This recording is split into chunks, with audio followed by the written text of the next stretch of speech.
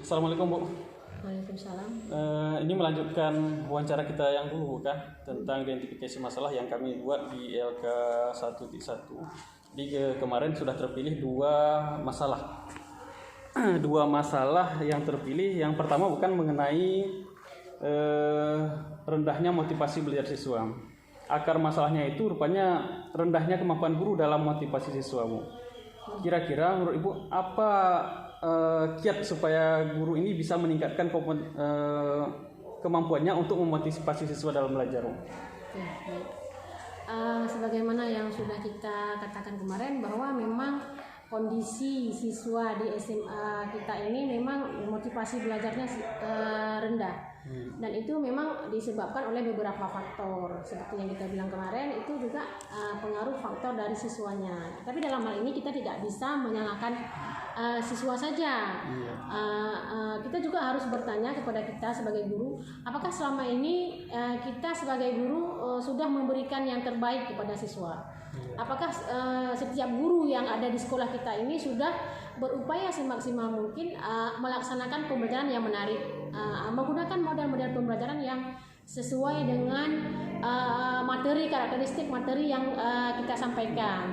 Kemudian menggunakan media pembelajaran. Apakah selama ini guru-guru kita menggunakan media pembelajaran? Nah, jadi yang kita lihat selama ini kadang-kadang memang harus kita akui ada beberapa guru yang masih mengajar dengan menggunakan metode ceramah saja. Jadi tidak banyak yang menggunakan model-model pembelajaran yang lebih inovatif dan lebih menarik bagi siswa, sehingga siswa itu termotivasi atau ikut berperan aktif dalam proses pembelajaran. Jadi otomatis tanpa kita paksa, anak-anak itu memang tergerak sendiri untuk ikut aktif dengan model-model pembelajaran yang diterapkan guru itu yang menarik, yang lebih bervariasi gitu.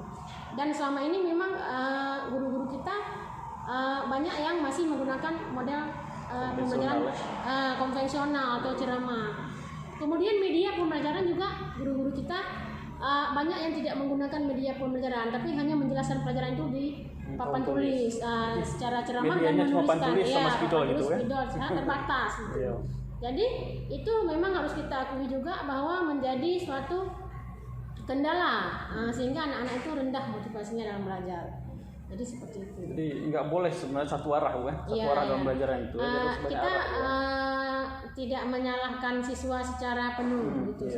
Seperti itu. Jadi tidak boleh menyalahkan siswa. Karena kalau tidak ada penuh. Dibuat model berarti kembali satu arah ya. Walaupun memang kondisi siswa di sekolah kita memang sesuai yang kita lihat memang motivasinya memang agak rendah, di samping karena memang orang tua juga tidak mendukung di rumah untuk memotivasi atau mengarahkan mereka untuk belajar, mengingatkan mereka untuk belajar. Juga mungkin itu tadi kekurangan guru-guru kita dalam memberi pembelajaran kepada mereka itu yang memang kurang maksimal, kurang menarik. Ya, jadi seperti itu Pak. Yang kedua bukan mengenai ini Bu, rendahnya keterampilan guru dalam menerapkan model pembelajaran yang inovatif. Itu kira-kira apa kendalanya Bu? Solusinya bagi guru supaya dia bisa meningkatkan keterampilannya dalam menerapkan model pembelajaran yang inovatif gitu? Iya. Selama ini kan guru-guru kita terdiri dari memang guru-guru yang sebagian besar tidak menguasai IT. Yang guru-guru lama itu memang tidak menguasai IT. Yang guru-guru muda beberapa guru saja yang memang menguasai IT. Jadi guru tidak menguasai IT menjadi suatu kendala juga dalam memberikan pembelajaran yang menarik atau yang inovatif kepada siswa yang berbasis IT, yang dimana zaman sekarang kan anak-anak udah sangat dekat dengan IT gitu, dengan teknologi. Jadi sementara kita masih mengajar konvensional, tidak mengikuti perkembangan zaman. Jadi saya pikir solusinya yang pertama adalah kepada guru-guru ini harus adanya suatu pelatihan berbasis IT, sehingga guru-guru memiliki dasar kemampuan dalam penguasaan IT. Kemudian saya pikir juga yang selanjutnya kepala sekolah juga harus melakukan supervisi yang maksimal kepada guru-guru, sehingga kepala sekolah juga tahu guru-guru yang di mana lemahnya yang masih memiliki kelemahan dalam pembelajaran, dalam menyampaikan pembelajaran kepada siswa, sehingga bisa menegur atau memberi masukan kepada guru tersebut untuk berubah ke arah yang lebih baik. Jadi kalau tidak ada pengawasan juga ya Iya, gitu terus jadi Bu ya. Jadi, harus ada pelatihan yang pertama, pelatihan yang pertama. yang kedua harus ada kontrol dari pimpinan. Gitu. mungkin itu saja Bu, apa namanya masalah yang kami identifikasi ini Bu ya. Ya. Minta solusi sama Ibu.